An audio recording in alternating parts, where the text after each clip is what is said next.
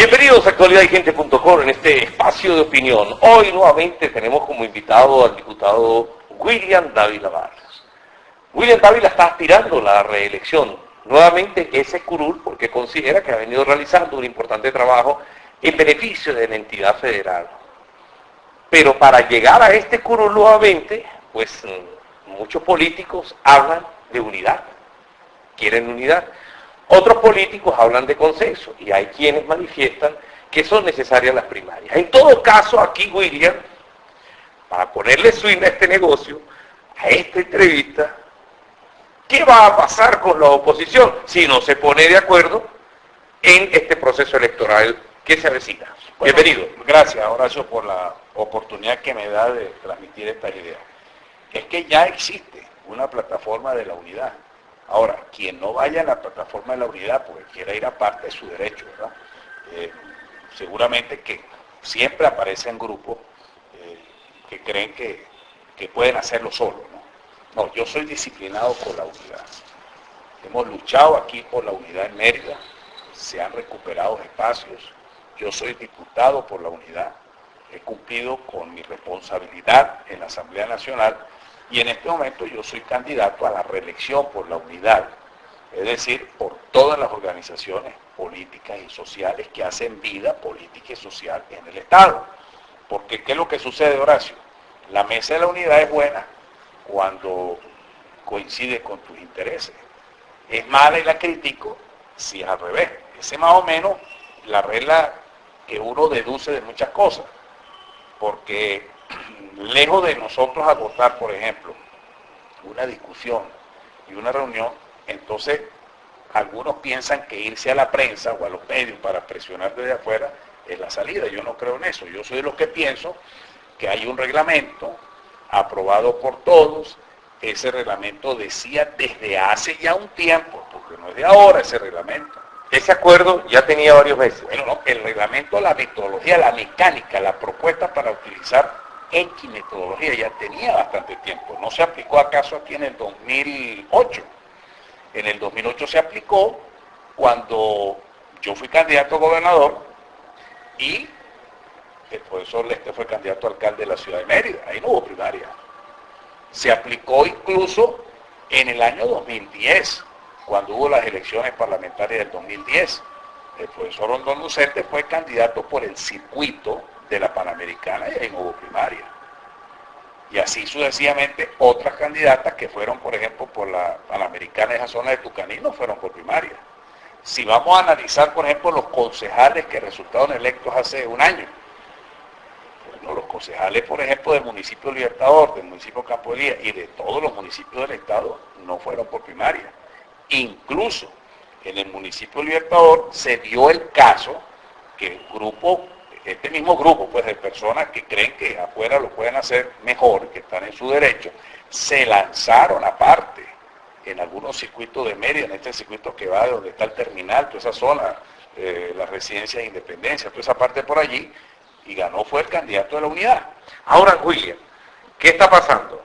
La semana pasada, Chuto Realba manifestó, inclusive lo hizo extensivo acá en la radio de Mérida, en una radio de Mérida, no la tengo ahorita presente, donde él manifiesta que las primarias van para Mérida y que él no conocía la situación real de la entidad federal, desde el punto de vista de la política dentro de todo lo que es la oposición.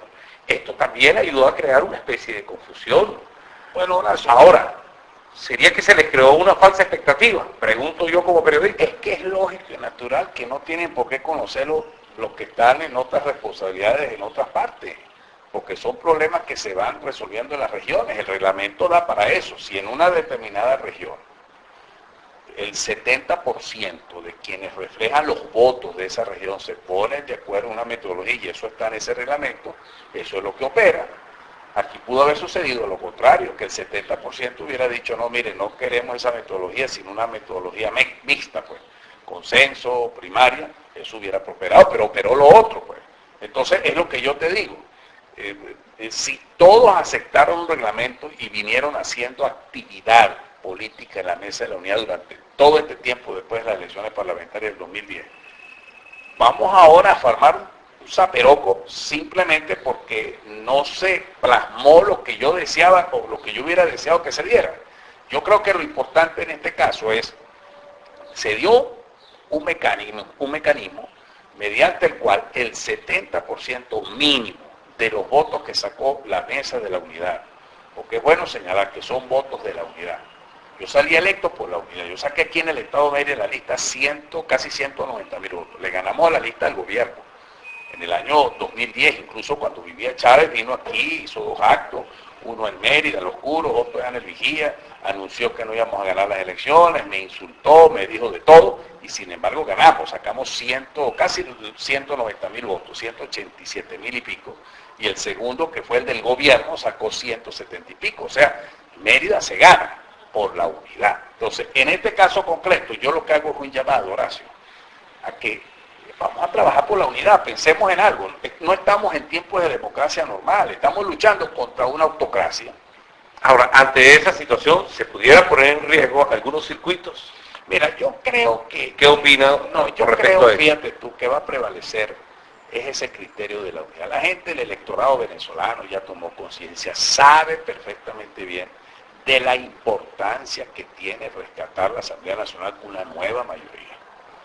Si nosotros, por individualidades o por ceguera política, por errores como los que queramos denominar, perdemos la oportunidad de rescatar la Asamblea Nacional, no es una derrota para ningún partido, no es una derrota para ningún grupo, ninguna persona, es una derrota para todos. Porque si tú en estas circunstancias que estamos viviendo no derrotas al gobierno democrática y pacíficamente, sino antes por el contrario, el gobierno resulta que gana, que con una inflación del 70%, con una tasa de homicidio que el año 2014 fueron 25.000 homicidios que ocurrieron, con un desabastecimiento y colas por todos lados, con carencias económicas para traer comida, para poner a producir el aparato productivo del país, y gana el gobierno. ¿Tú crees que entonces vamos a tener una asamblea en contra? Es para que dentro de 2 años, entonces ahora me voy a lanzar yo porque yo soy más bravo que el otro. Olvídate, y se llega a perder estas elecciones y lo que nos viene a nosotros es el proyecto totalitario del gobierno. Hablando de ese proyecto totalitario y abandonando un poco las filas de la mesa de la unidad, este problema interno, esta diatriba que hay en estos momentos y donde no se ve una salida, porque no se está viendo una salida, porque el otro sector de la oposición va a seguir avanzando, inclusive han hablado ya de unas primarias regionales y algo más. Pero me gustaría tocar un tema que es fundamental. ¿Qué opinión tiene William Dávila Barrios más allá de ese compromiso de ciudadano, de político, más allá de ese compromiso que de repente le pudiera dar un fruto político, con respecto a las sanciones de las cuales han sido objeto un grupo de venezolanos, más no todos los venezolanos, sino un grupo de venezolanos por violación de los derechos humanos? Sí. Porque da la impresión de que el gobierno como que les está ganando la carrera, desde el punto de vista mediático, de propaganda, diciendo que todos los venezolanos, que Venezuela está siendo en estos momentos sancionado. Deme su opinión con respecto a esto, porque sí me gustaría como senador, como diputado, como parlamentario en estos momentos y como merideño. Pero bueno, Horacio, sí. Yo he hablado en diferentes oportunidades en la Asamblea, he declarado, he sido claro y contundente en que no se debe confundir soberanía nacional con la responsabilidad personal de unos individuos que robaron, que quieren invertir en los Estados Unidos y simplemente ya le dicen que no, pues, tienen sus propias leyes. He dicho de todo, pero como nosotros todavía en la oposición creemos que es mentira que estamos luchando contra una autocracia, contra un régimen totalitario, por decirlo así, creemos que estamos en democracia normal, entonces eso se le echa a tierra o no se proyecta como un mensaje de todo, porque cada quien tiene unos intereses.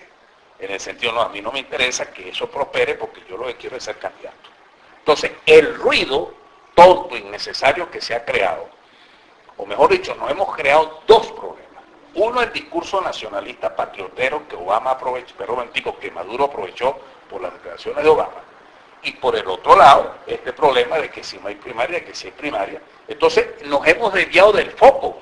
¿El foco cuál es? El problema económico, el problema social, la inseguridad, en el caso de Mérida, aquí están secuestrando niños, incluso un problema gravísimo, la obligatoriedad, lo que le están imponiendo a niños y a profesores para que firmen un decreto antiimperialista, creándole a los... Usted ha llevado esa expresión a la Asamblea Nacional con el propósito de que se entere también todo el mundo, de que se están forzando a los niños a tener que firmar. Bueno, porque eso, Horacio... Hay una violación, una clara violación de la Ley Orgánica para la Protección de Niños, Niñas y Adolescentes. Eso ocurrió recientemente.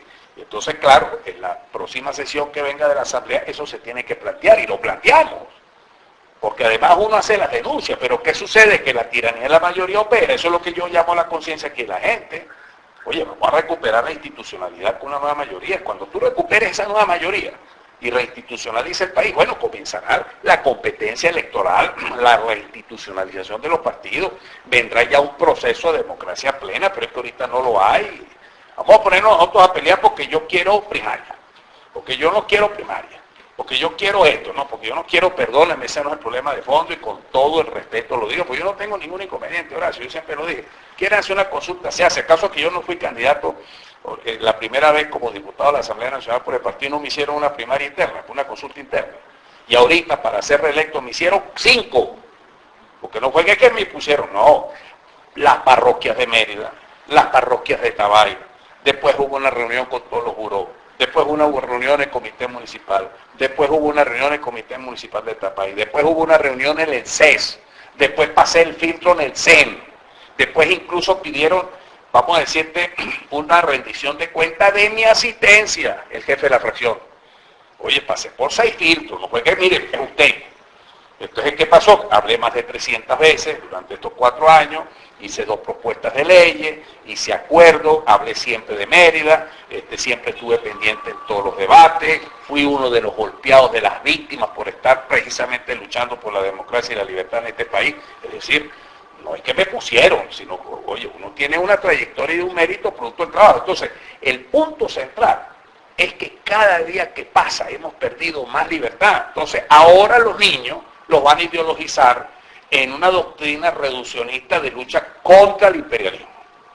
Segundo lugar, le van inculcando ahora a los niños y a los profesores la obligatoriedad que si no lo hace como una especie de listas tacón al revés. En tercer lugar, le van inculcando entonces el odio y el resentimiento político, qué tipo de sociedad estamos creando nosotros hacia el futuro, habida cuenta que la crisis fundamental que tenemos en Venezuela es una crisis espiritual y una crisis moral y una crisis de valores. En quinto lugar, nosotros tenemos los problemas gravísimos de la inseguridad que se confunde con todo. Porque aquí el problema está en que tú ya no sabes si la inseguridad es política, es disidencia contra la oposición, es el alta desbordada, pero aquí secuestran niños, aquí secuestran las mamás con los niños saliendo de las escuelas. Aquí te secuestran ahora express, que ya había pasado un poquito de moda. Entonces, frente a eso, ¿cuál es el discurso? Que yo tengo que ir porque yo soy más bravo que tú, yo soy más valiente que tú. No, olvidémonos de eso, ¿vale? Vamos a trabajar centrándonos un poco de los problemas claves y esenciales que le corresponden y que le interesan a la gente. Vámonos con los problemas, con los planteamientos ante los problemas que están padeciendo los venezolanos o que padecemos los venezolanos en líneas generales.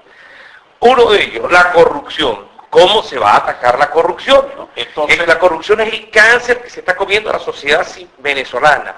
Se lo está comiendo desde todas las esferas. Ante esta situación, ¿qué planteamientos tiene William Dávila Barrios allá para la Asamblea Nacional y para esas personas que en estos momentos le están escuchando y le están viendo a través de Actualidad y Gente? Eso es muy importante, esa pregunta, porque eso me lleva a mí a pensar que la Asamblea hay que rescatarla, porque básicamente la Asamblea tiene 3 funciones. Una función legislativa, que no la ha cumplido apropiadamente la Asamblea hasta ahora, porque no hemos sacado leyes útiles, como la decía Simón Bolívar en su discurso de Angostura. La segunda función de la Asamblea Nacional es la deliberativa. La discusión, el debate político que debe ser, no la grosería que muchas veces vemos en la Asamblea, donde hasta la madre nos las han mentado, hasta golpes, ya lo dije en mi caso, cuando a mí me golpearon, ya va para 2 años, con un micrófono que me lanzaron, me rompieron aquí, de casualidad no me sacaron el ojo, 19 puntos, pero previamente me quisieron clavar un lápiz en la yugular para matarme, así de simple. Porque no hay esa deliberación del debate político, Ni madurez política. ni madurez para discutir los problemas políticos del país, porque la Asamblea Nacional es una tribuna política esencialmente. Tercera función que no cumple la Asamblea, la Contralora. ¿Cómo luchamos contra la corrupción? Si precisamente el gobierno que tiene la mayoría en la Asamblea ha sido incapaz de procesar las denuncias que hizo Jordania de unas empresas de maletín que dilapidaron más de 20.000 millones de dólares producidos por la autorización de Caribe. ¿Dónde están esas investigaciones?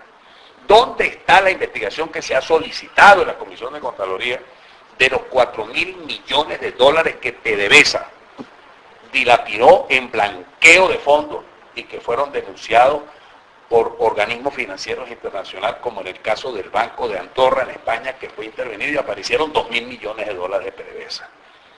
¿Dónde está entonces la función contralora de una denuncia que yo hice aproximadamente hace un mes, que creo que yo te la mandé, de los dos barcos de Pescalva, el Simón Bolívar y el Julio Martín, o el José Martí, perdón, que los adquirió en el año 2010 el presidente Chávez diciendo que habían costado 33 millones de dólares, y cuando yo revisé, porque Pescalva es una empresa mixta, cubano-venezolano, los periódicos de La Habana, Juventud Rebelde, dice que los barcos costaron 77 millones de dólares.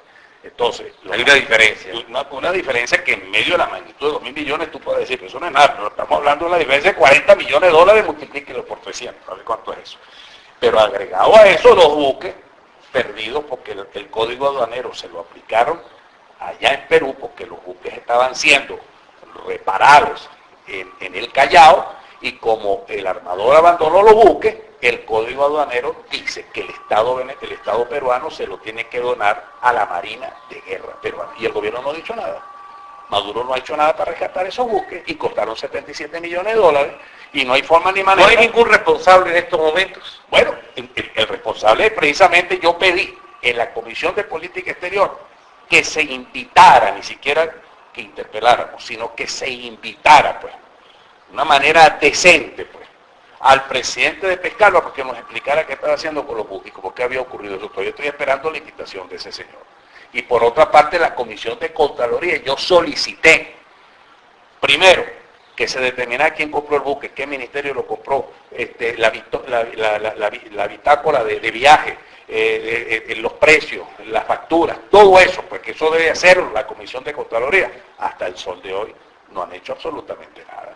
Entonces esa función contralora de la Asamblea Nacional tenemos que rescatarla para poder luchar contra la corrupción, y que no me vengan a mí a decir que no se puede hacer, porque en la democracia la Comisión de Contraloría siempre estuvo en manos de la oposición, del gobierno o del partido que estaba en el gobierno en ese momento.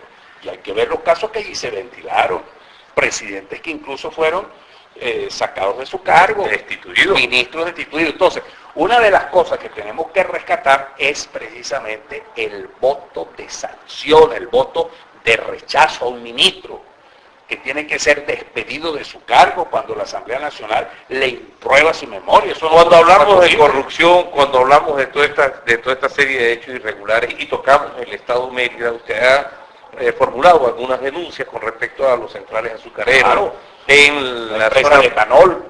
¿Qué pasó?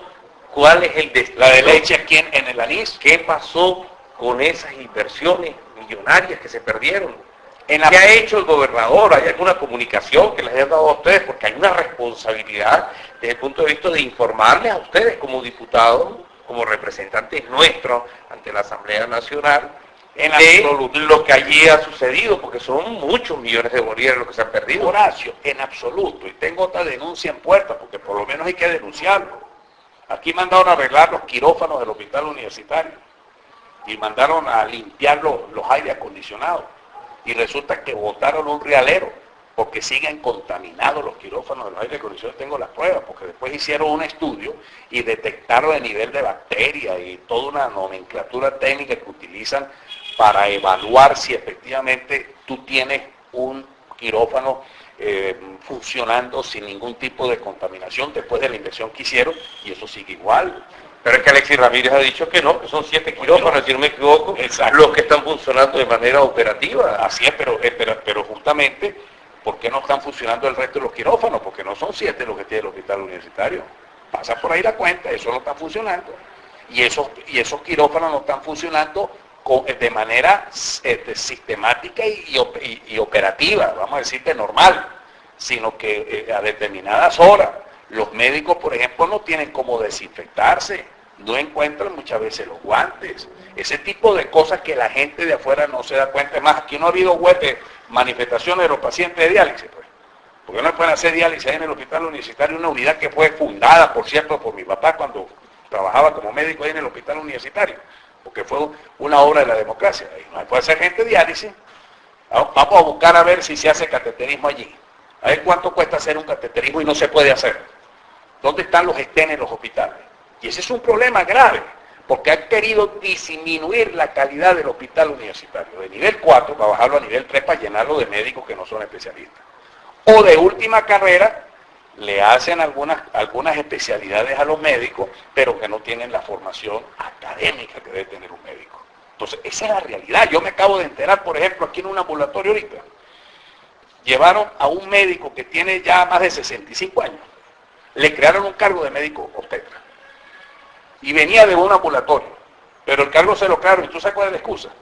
Ah, bueno, porque... Hay que jubilarlo. No, porque vivo cerca de la casa. Para mí es mucho más cómodo y yo necesito tranquilidad. Bueno, qué broma es esa, vale, eso está pasando aquí.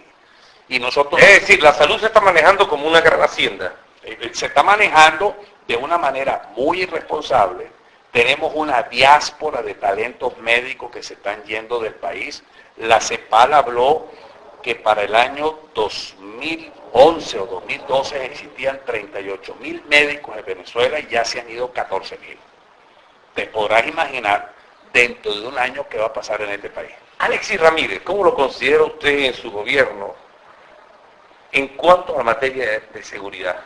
Tomando en consideración que los han dotado en el número de veces con patrullas y con una serie de equipos, pero la inseguridad sigue galopante en todo el estado. ¿Por qué no hay formación policial y no hay capacitación y a los policías no les están pagando bien? Porque yo hablo con ellos.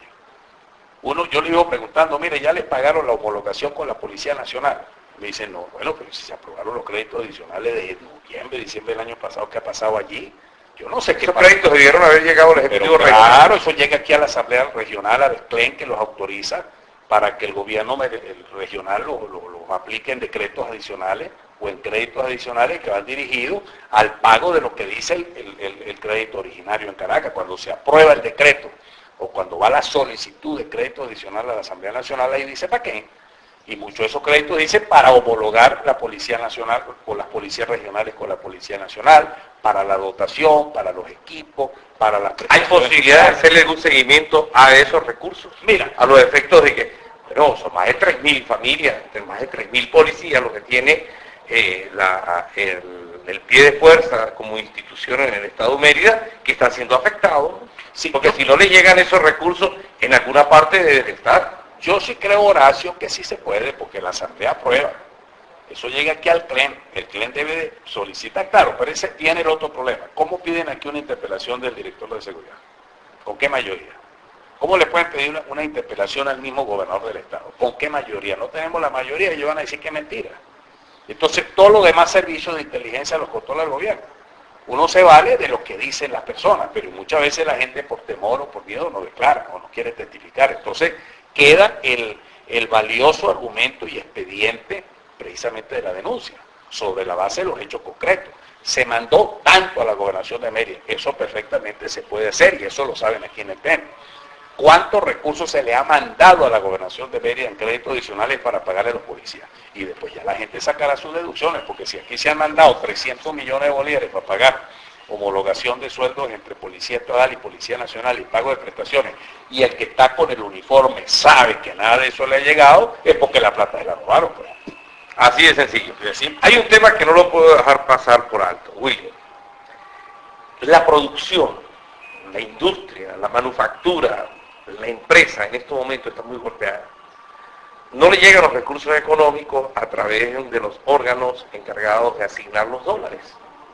Ante esta situación ya se anuncia un paro por inanición, porque ya no van a poder seguir funcionando.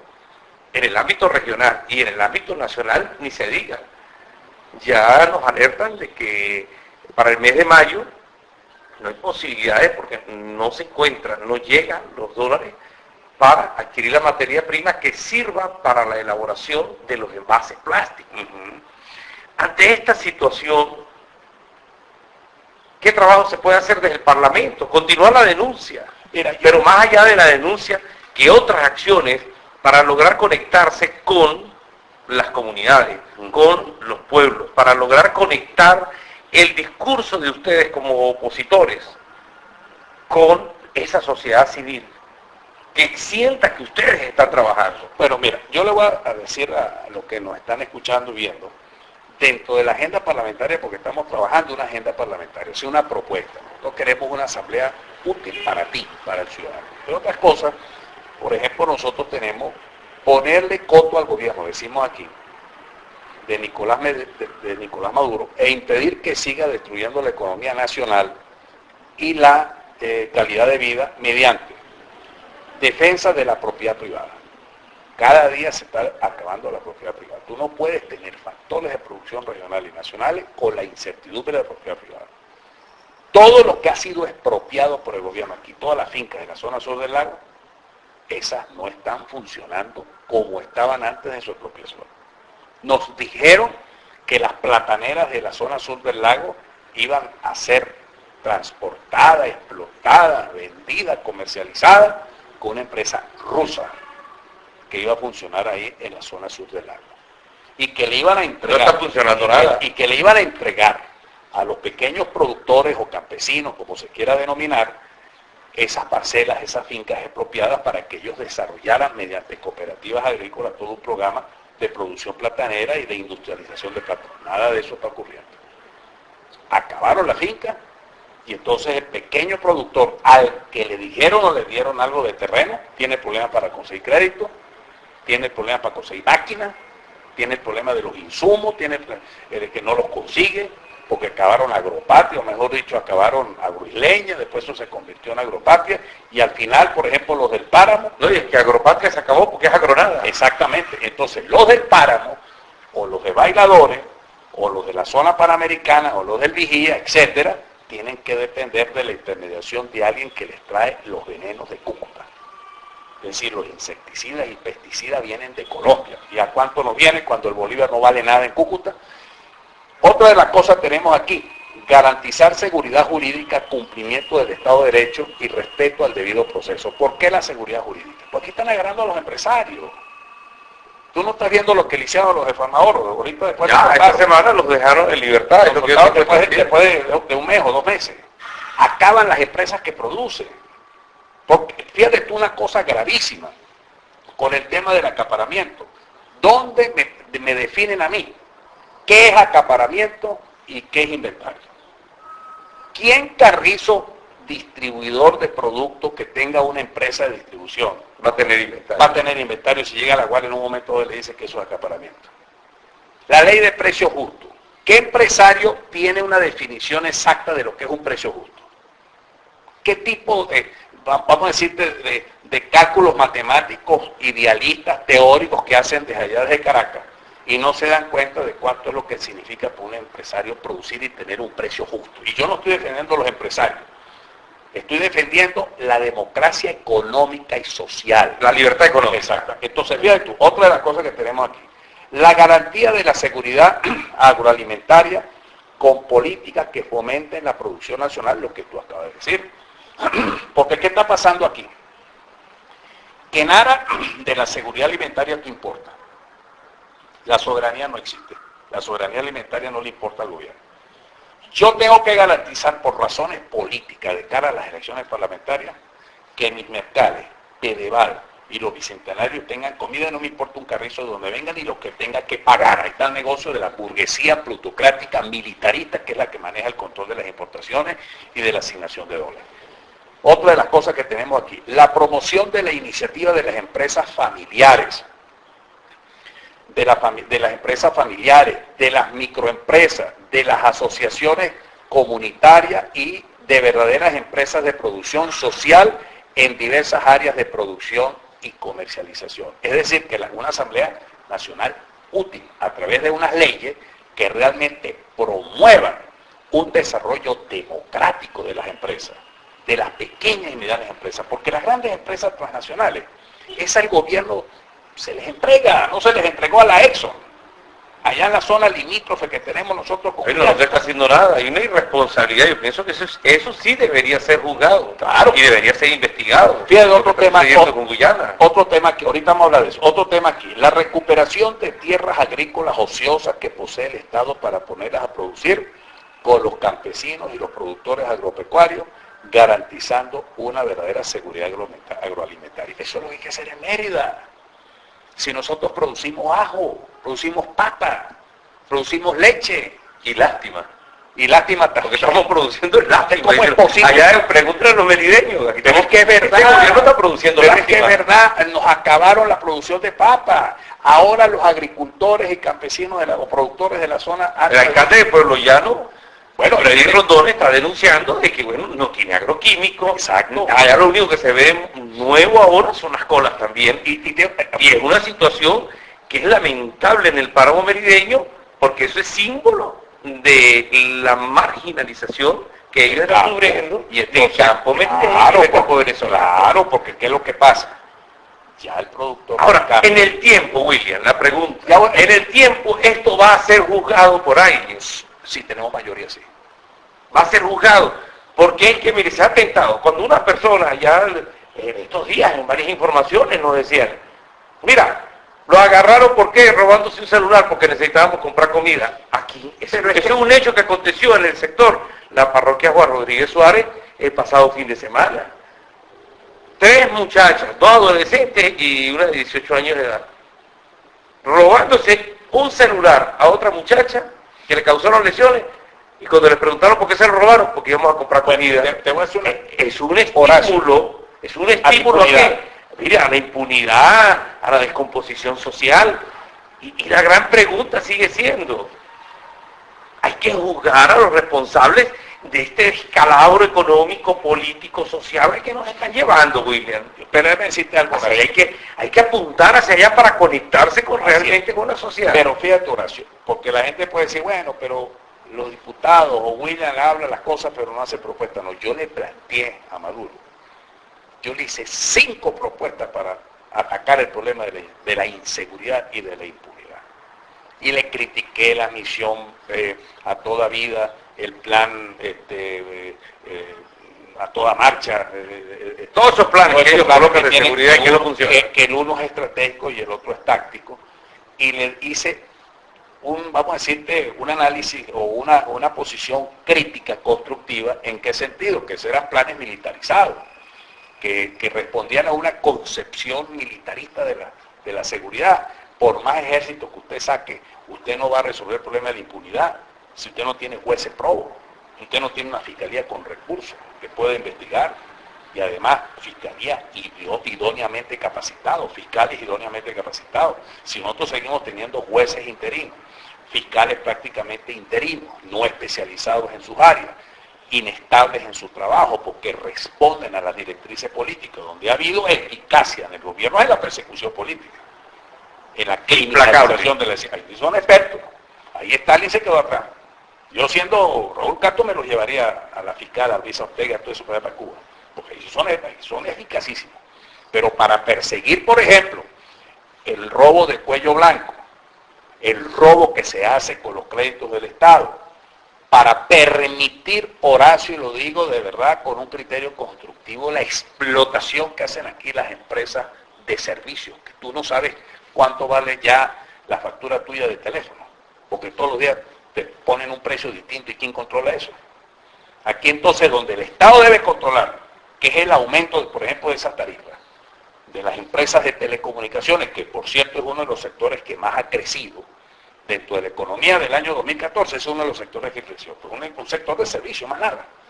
Pero, esto no es materia producida aquí, esto es importado, muy poco el valor agregado nacional. Bueno, y entonces resulta que ahí te aumentan los planes básicos, ya no te sirven, todos los días te tienen una factura distinta. ¿Y dónde está el control del gobierno ahí? ¿Y por qué ahí si no dice nada del gobierno? ¿Hay algún interés? Ah, bueno, entonces... Vamos concluyendo en la entrevista, William. ¿Qué se tiene previsto de aquí a diciembre cuando se ve el proceso electoral, que ha previsto la mesa de la unidad, los factores de oposición, la disidencia de este gobierno, para captar el voto joven, el voto adulto, el voto profesional, ese descontento que hay en la sociedad civil, porque hay que tomar en consideración algo, y esto es indiscutible. Esos llamados Nini superan al gobierno y a la oposición. Y son votos que están allí, pero que no han sabido capitalizar. Ante esa situación, me gustaría conocer entonces su opinión y comenzar ya con la conclusión de este programa. Bueno, mira, porque del desarrollo de la última pregunta, te dije que habla un poco de Guyana, que se nos pasó por alto. Rápidamente, ahí el gobierno venezolano dejó pasar la protesta que ha debido haber hecho en el 2010, cuando el gobierno guyanés le pidió a la Comisión de Límites de las Naciones Unidas extender hasta 350 millas la plataforma continental. Ahí no protestó como ha debido haber protestado el gobierno venezolano, y en derecho internacional la aquiescencia, el silencio se convierte en aceptación, es decir, en ley, y eso pasó allí. Ahora después hubo una protesta del gobierno venezolano donde no estaba de acuerdo con la explotación o la exploración de petróleo en la zona limítrofe, no solamente petróleo, sino tenemos ya exploración también de oro de empresas canadienses, se compromete la fachada atlántica norte de Venezuela. Después salió una noticia donde dice que no están seguros si el buque que está allí está dentro de la zona limítrofe, sino más bien en aguas que pertenecen a Guyana. Entonces, un enredo allí en donde se demuestra una vez más que el gobierno, donde tiene que ser enérgico para defender el territorio, no lo es. Y ahí donde viene la contradicción, mi querido merideño que me están escuchando, sobre todo los niños, los padres, los representantes con este famoso manifiesto antiimperialista, todo es una demagogia política, todo es con el objetivo de desviar la atención. Porque cuando tú te pones a ver, nosotros le vendemos a los Estados Unidos 750.000 barriles de petróleo diario al imperio. Y el imperio nos vende a nosotros 50.000 barriles de petróleo diésel y 50.000 barriles de petróleo gasolina. Y PDVSA le debe hasta la manera de caminar a todas las grandes empresas transnacionales norteamericanas. Y resulta que los Estados Unidos están metidos aquí en Guyana a través de la Exxon. Y así pare usted de contar la penetración del capital, no solamente norteamericano, porque viene el otro peligro del antiimperialismo ese de mentira, que es la invasión china. Toda esa ese imperialismo sirve. Por eso, esa invasión china quita a los obreros venezolanos. La mano de obra venezolana es desplazada. Desplaza por traer gente china. Y a la mano de obra venezolana que la ponen a trabajar no le pagan los contratos colectivos. No le pagan las prestaciones. Los tienen explotados. El capitalismo salvaje. Para no hablar de los rusos que están metidos en los negocios de las armas. Ahora, los jóvenes. Fundamental la presencia de los jóvenes y la determinación. Yo estoy muy contento, Horacio, me he reunido con muchos jóvenes ahorita en las últimas semanas aquí en Mérida, valiosísimo, que forman parte del organismo de cogobierno estudiantil, en el Consejo Universitario, DAE, Centro de Estudiantes, mira, son extraordinarios. No solamente los jóvenes del partido, que preside el compañero Guido, el compañero Abilio, el Gustavo Sayago, el compañero Anthony, el compañero que es presidente del Centro de Ciencias Jurídicas, un muchacho valiosísimo de primera, sino también de los otros partidos, porque sí te voy a decir aquí algo, Horacio, yo quiero ser realmente el diputado de los estudiantes, porque nosotros tenemos que luchar a fondo por la defensa de la autonomía universitaria, y eso me lleva quizá a un tema que debemos tocar, no sé si muy rápidamente, hablar del tema universitario son 230 años. Son 230 años en el caso de la URLA y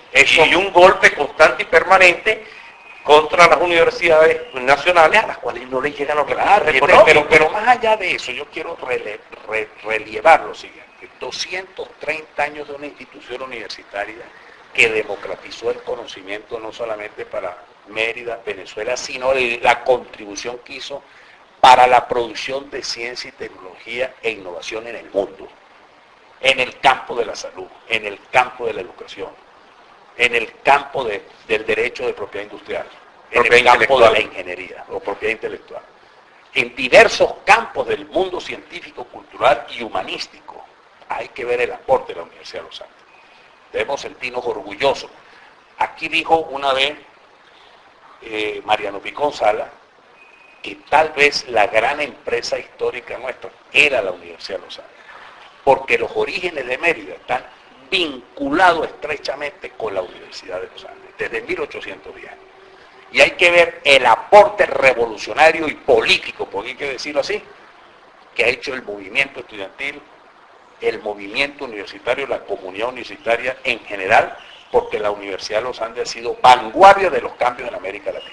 De manera tal de que tenemos muchas cosas que hablar, porque yo no solamente me refiero a los jóvenes universitarios, sino también a los de educación media, me refiero a los jóvenes trabajadores que tienen que trabajar de día para poder estudiar de noche, me refiero al profesional joven que se gradúa para terminar manejando un taxi porque no encuentra oportunidades, me refiero al joven que viene de los diferentes pueblos de Mérida y le cuesta vivir aquí en Mérida porque una pensión no vale menos de 4 o 5 mil bolívares y con qué se mantiene y no tienen beca.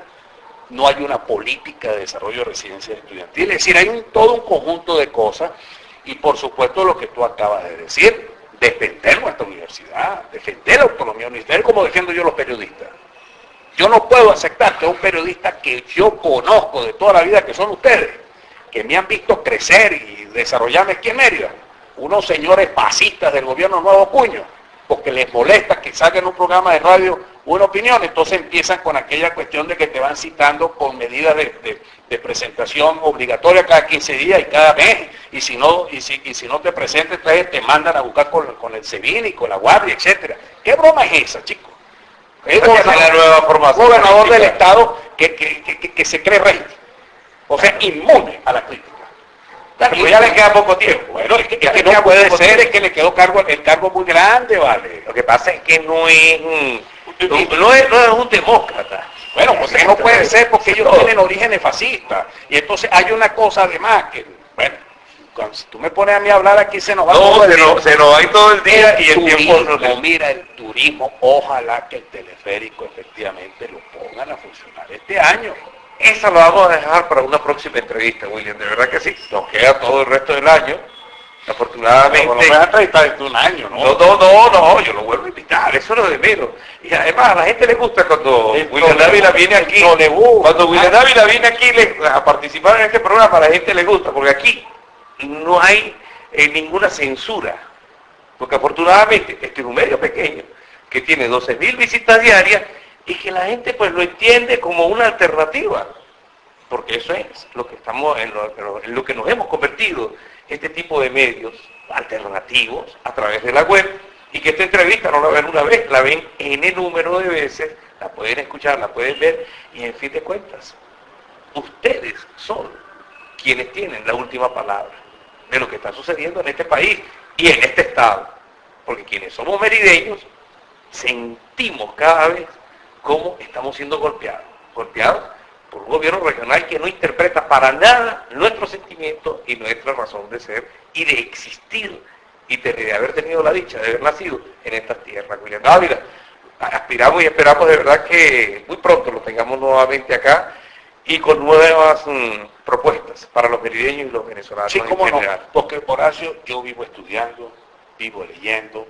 me reúno con la gente, yo no me considero que sea un sabiondo, sino todo lo contrario, aprendo, escucho, me gusta oír a la gente, a los diferentes sectores, yo pago mi luz, yo hago mi cajero para sacar platica, cuando puedo hacer el mercado yo lo hago, es decir, porque me gusta hacerlo, porque ahí uno ve, uno escucha, y uno va oyendo a la gente en sus peculiaridades y en su forma de decir las cuestiones, pero que las dice de manera concreta, y bueno, y bien, todos ustedes pues tener una permanente comunicación. Será hasta una próxima oportunidad, William. Gracias a ustedes por haber estado acá con nosotros. Estuvo con todos ustedes, Horacio Contreras, y nos estamos escuchando y viendo en la web.